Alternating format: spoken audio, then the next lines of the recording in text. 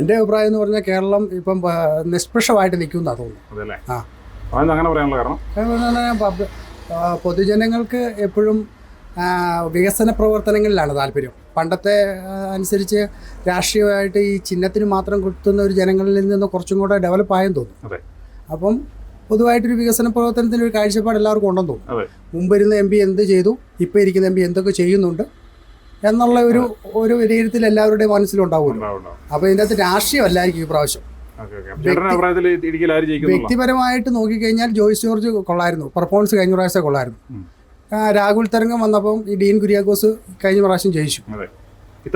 ഈ പ്രാവശ്യം ജനങ്ങൾ രണ്ടുപേരെയും ഏത് തരത്തിൽ കാണുമെന്ന് ജൂൺ 4 പറയാൻ പറ്റും.